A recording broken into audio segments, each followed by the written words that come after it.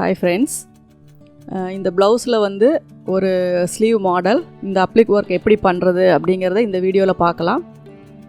அதுக்கு முன்னாடி இந்த சேனலை சப்ஸ்கிரைப் பண்ணாதவங்க சப்ஸ்கிரைப் பண்ணிக்கோங்க. பக்கத்தில் இருக்க பெல் சிம்பிளை ப்ரெஸ் பண்ணிட்டீங்க அப்படின்னா வீடியோஸ் எப்போ போட்டாலுமே உங்களுக்கு நோட்டிஃபிகேஷன் உடனே கிடைக்கும். எந்த ஒரு வீடியோவுமே நீங்கள் மிஸ் பண்ணாமல் பார்க்கலாம். லைக் பண்ணுங்கள், ஷேர் பண்ணுங்கள். உங்களுக்கு ஏதாவது டவுட்ஸ் இருந்துச்சுன்னா கமெண்ட்ஸில் போடுங்க, அதை வந்து நான் உங்களுக்கு ஆன்சர் பண்ணுறேன். அப்புறம் இந்த பிரின்சஸ் கட் ப்ளவுஸ்லேயே யோக் வச்சு கேட்குறாங்க நிறைய பேர். அதாவது இதுலேயே வந்து பட்டி எப்படி அட்டாச் பண்ணுறது, அதாவது நார்மல் ப்ளவுஸ் மாதிரி கட் பண்ணாமல் பிரின்சஸ் கட் ப்ளவுஸ்லேயே பட்டி எப்படி வைக்கிறது அப்படின்னு சொல்லி நிறையா பேர் கேட்டிருக்கீங்க. அதற்கான வீடியோவுமே நான் உங்களுக்கு சீக்கிரம் போடுறேன். இப்போ வந்து இந்த ப்ளவுஸ் எப்படி ஸ்டிச் பண்ணுறது அப்படிங்கிறத நம்ம பார்க்கலாம். இது வந்து ஒரு பிரின்சஸ் கட் ப்ளவுஸு. ஸ்லீவுக்கு வந்து கான்ட்ராஸ்டான ஒரு கலர், அதில் வந்து ப்ளவுஸ் கலர்லேயே உங்களுக்கு வந்து நம்ம வந்து ஒர்க் பண்ணியிருக்கோம். இது வந்து நம்ம கேன்வாஸ் எடுத்துக்கிட்டு என்ன சைஸில் நமக்கு அந்த இடத்துல டிசைன் வேணுமோ அந்த அளவுக்கு நம்ம கட் பண்ணிக்கலாம். இது பார்த்திங்கன்னா ஒரு லீஃப் ஷேப்பில் தான், எத்தனை வைக்க முடியுமோ அந்த அளவுக்கு நம்ம வந்து அதில் கட் பண்ணிக்கலாம். ஒரு கைக்கு வந்து 8 வருது அப்படின்னா இன்னொரு கைக்கு சேர்த்து 16 பீஸ் வந்து நீங்கள் கட் பண்ணிக்கோங்க. அதை வந்து நம்ம என்ன கிளாத்தை வச்சு ஒர்க் பண்ணுறோமோ அந்த கிளாத் மேலே வச்சு அயன் பண்ணிக்கோங்க. அவுட்டரில் ஸ்பேஸ் விட்டு, உங்களுக்கு இவ்வளோ தான் விடணும்னு இல்லை, இன்னும் கூட அதிகமாக கூட நீங்கள் விட்டுக்கலாம். விட்டு அதுக்கு வந்து நீங்கள் கம் போட்டு ஒட்டிக்கோங்க. ஒட்டிக்கிட்டீங்க அப்படின்னா உங்களுக்கு அந்த லீஃப் வந்து ஃபினிஷிங்காக ஆயிரும். அப்படியே வச்சு தைக்கும்போது உங்களுக்கு ஈஸியாக இருக்கும். இது வந்து ஒரு சாரீக்காக இருந்தாலும் ஒரு ப்ளவுஸு இல்லை சுடிதார் எதுக்காக இருந்தாலுமே ஒரு கொடி டிசைன் போடணும், ஒரு பேட்ச் ஒர்க் அந்த மாதிரியான ஒரு அப்ளிக் ஒர்க் பண்ணணும் அப்படின்னா எல்லாத்துக்குமே சேம் மெத்தட் நீங்கள் யூஸ் பண்ணி பண்ணிக்கலாம். மெட்டீரியலை பொறுத்து தான் உங்களுக்கு அது ஒட்டுறது. ஆனால் கண்டிப்பாக எல்லா மெட்டீரியலுமே இந்த ஒர்க் நம்ம பண்ணலாம். கொஞ்சம் டைம் எடுக்கும். ஒவ்வொன்று வச்ச உடனே ஃபேப்ரிக் க்ளூ வச்ச உடனே அப்படியே ஒட்டிக்கும். ஒவ்வொன்றும் கொஞ்சம் நம்ம இது பண்ணும்போது அது ஒட்டிக்கும். திருப்பி வச்சு அயன் பண்ணிக்கிட்டீங்க அப்படின்னா உங்களுக்கு வந்து அந்த ஒர்க் வந்து ஃபினிஷிங் அப்படியே இருக்கும். நீங்கள் எந்த இடத்துல வேணாலும் இதை வச்சு அப்படியே நம்ம வந்து அட்டாச் பண்ணிக்கலாம். இப்போ அதுக்கான நம்ம அந்த லீவ்ஸ் எல்லாமே வந்து நம்ம ரெடி பண்ணிக்கலாம். அதுக்கப்புறம் எப்பவும் போல் ஒரு நாட்டு வந்து அடித்து திருப்பிக்கலாம். இது வந்து ஒரு 1/2 இன்ச் திக்னஸ் இருந்தால் போதும், ரொம்ப அதிகமாக வேண்டாம். சைடு பார்த்துக்கோங்க, ரைட் சைடு ராங் சைடு பார்த்துக்கோங்க. ஒரு 1/2 இன்ச் அப்படின்னா அந்த திக்னஸ். ஏன்னா ரொம்ப பட்டையாக வச்சாலும் அது நல்லா இருக்காது, ரொம்ப தின்னாக வச்சாலும் அதனுடைய எட்ஜஸை வந்து நம்மளால் கவர் பண்ண முடியாது. அதனால் ஓரளவுக்கு ஒரு 1/2 இன்ச் அளவுக்கு நீங்கள் ஒரு நாட் மாதிரி அடித்து திருப்பிக்கோங்க.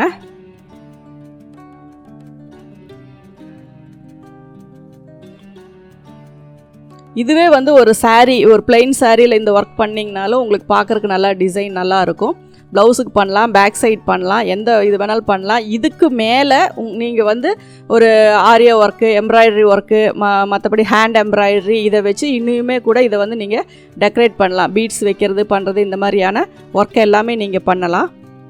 இப்போது கரெக்டாக மெயின் கிளாத்தில் நம்ம ஸ்லீவுக்கு வந்து எந்த லென்த்து வேணும், அதனுடைய சென்டர் எது அப்படின்னு பார்த்து கரெக்டாக கட் பண்ணிக்கோங்க. அந்த இடத்துல இந்த கொடி டிசைன் நம்ம அட்டாச் பண்ணுறனால அதுக்கான அந்த ஷேப்பை மட்டும் நீங்கள் அதில் வரைஞ்சிக்கோங்க.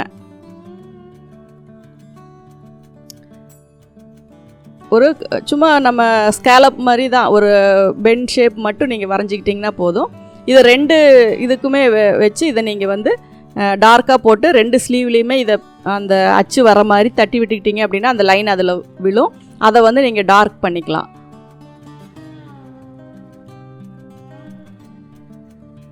ரைட் சைடில் இந்த ஒர்க் பண்ணணும், அதனால் ரைட் சைடை திருப்பி வச்சு அது மேலே வச்சு நீங்கள் இதை நல்லா தட்டிட்டிங்கன்னா இந்த லைன் வந்து அது மேலே அப்படியே விழும். நீங்கள் அதையும் அப்படியே டார்க் லைன் போட்டுக்கலாம்.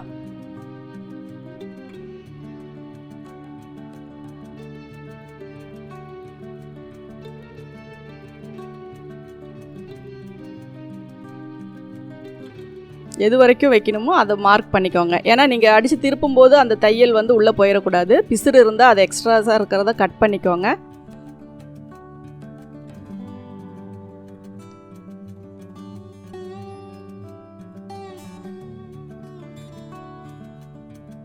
இப்போ எந்த ஷேப்பில் வைக்கிறோம் அப்படிங்கிறத நீங்கள் ஃபஸ்ட்டு டிசைட் பண்ணிக்கோங்க. வச்சு பார்த்துக்கோங்க, எந்தெந்த இடத்துல வச்சா அது நல்லா இருக்குது அப்படிங்கிறத வச்சு பார்த்துக்கோங்க.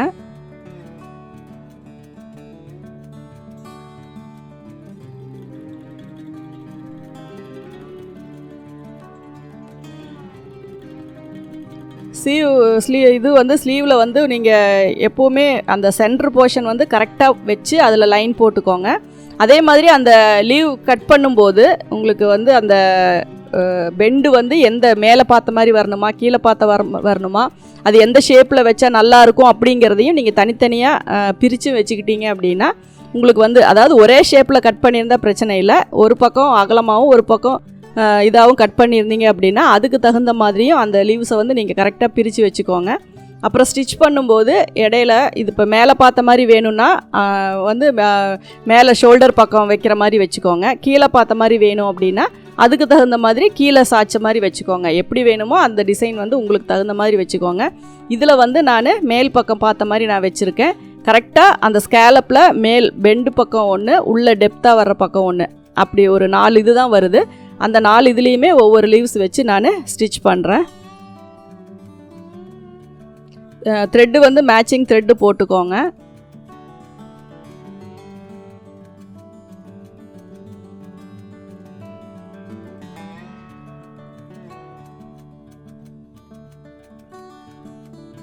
அந்த பிசுறு வந்து கரெக்டாக உள்ளே கவர் ஆகணும், அது மாதிரி இது பண்ணிக்கோங்க.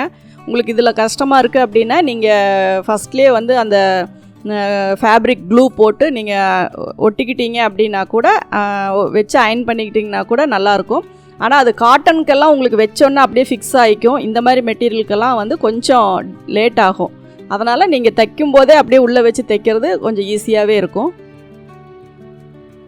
கீழே தையல் வர இடத்துலையும் மேலே ஷோல்டர் ஜாயிண்ட் வர இடத்துலையும் அந்த லீவ்ஸினுடைய அந்த எட்ஜை அடிபட்டுறாமல் கரெக்டாக அதை பார்த்து வச்சுக்கோங்க. ஏன்னா தையல் மேலே விழுந்துருச்சு அப்படின்னா அந்த டிசைன் வச்சு யூஸ் இல்லாமல் போயிடும், நல்லா இருக்காது.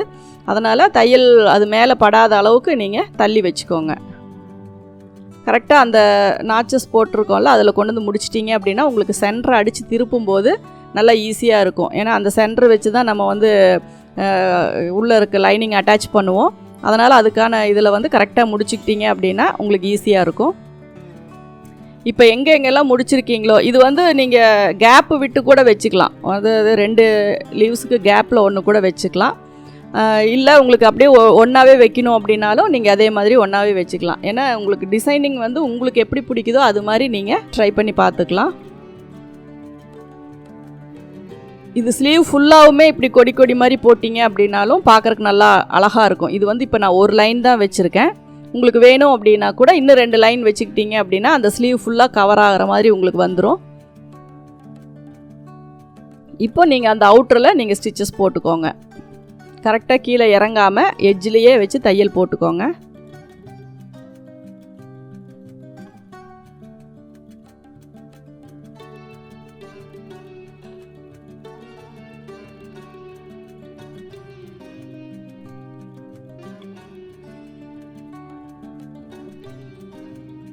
அந்த குறுக்க வந்து தையல் விழாமல் பார்த்துக்கோங்க. ஏன்னா ஏற்கனவே நீங்கள் அது வச்சு தையல் போட்டிருக்கீங்க 2 பக்கமும். அதனால் நீங்கள் மறுபடியும் அந்த குறுக்க தையல் வந்துச்சுன்னா அது நல்லா இருக்காது. அதனால் அந்த குறுக்க தையல் வராமல் லீஃபில் மட்டும் நீங்கள் கரெக்டாக போட்டுக்கோங்க.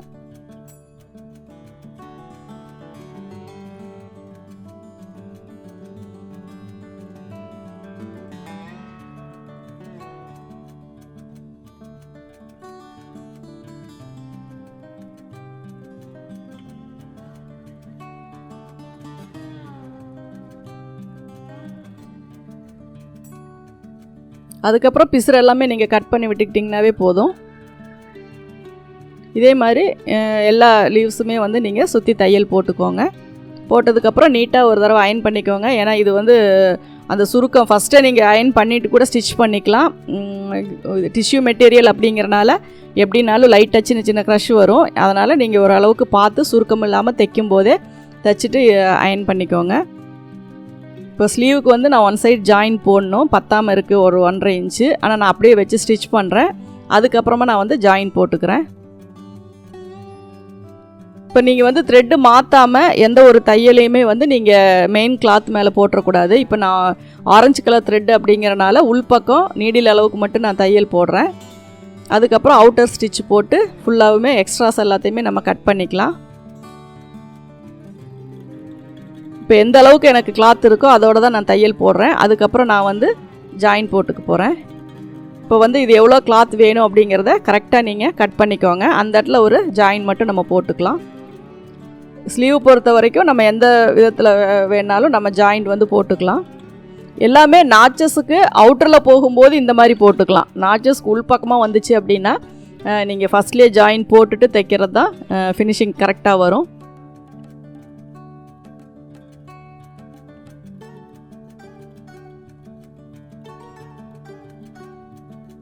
இப்போ அங்கே கம்மியாக இருக்கிற அந்த ஒரு இதுக்கு மட்டும் ஒரு கிளாத்தை வந்து அப்படியே வச்சு நம்ம அட்டாச் பண்ணிக்கலாம். பிசுரை மடித்து விட்டுட்டு தையல் மேலே போட்டுக்கோங்க.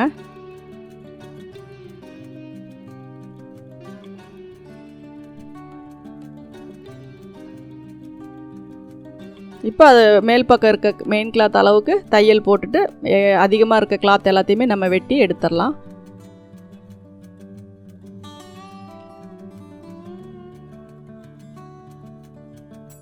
நாச்சஸ் எல்லாத்தையுமே நீங்கள் மெயின் கிளாத்லேயும் கட் பண்ணி விட்டுருங்க. இப்போ பார்த்தீங்க அப்படின்னா நம்ம ஸ்லீவ் ரெடி பண்ணிட்டோம். இதுக்கு மேலே ப்ளவுஸை வந்து ஃபுல்லாக நம்ம ரெடி பண்ணிவிட்டு ஸ்லீவ் வச்சு அட்டாச் பண்ணிக்கலாம். இப்போ பார்த்தீங்கன்னா இந்த ப்ளவுஸோட ஃபினிஷிங் உங்களுக்கு நல்லாயிருக்கும். இப்போ இதுலேயே எட்ஜஸை வந்து நீங்கள் ஸ்டிச்சஸ் போடுறதுக்கு பதிலாக அப்ளிக் ஒர்க் அப்படின்னா ஒரு மாதிரி சின்ன சின்னதாக சிங்கிள் த்ரெட் போட்டு ஹெம்மிங் பண்ணுவாங்க. அந்த மாதிரி பண்ணணுன்னாலும் நீங்கள் பண்ணிக்கலாம். ஏன்னா அது வந்து உங்களுக்கு ப்ளவுஸை பொறுத்த வரைக்கும் வாஷ் பண்ணும்போதெல்லாம் அது ஸ்ட்ராங்காக இருக்கான்னு தெரியாது. அது சின்ன சின்ன டெக்கரேட்டிவ் ஒர்க்குக்கு தான் வந்து உங்களுக்கு அது ஃபினிஷிங் நல்லாயிருக்கும். ஸ்டிச்சஸ் போடும்போது தான் உங்களுக்கு அது ஹெவியாக இருக்கும். உங்களால் மற்ற எந்த ஒரு டேமேஜும் வராமல் இருக்கும். இந்த இதுலேயே வந்து நீங்கள் ஒயிட் கலரில் சிங்கிள் பீடு வைக்கலாம், அவுட்லைனில் கோல்டு கலரில் வைக்கலாம். எந்த மாதிரி பீடு வச்சிங்கனாலும் இன்னும் நல்லா பார்க்குறக்கு நல்லாயிருக்கும். என்ன ஒரு சாரீ கட்டுறீங்களோ அதுக்கு தகுந்த மாதிரி அதை நீங்கள் டெக்கரேட் பண்ணிக்கலாம்.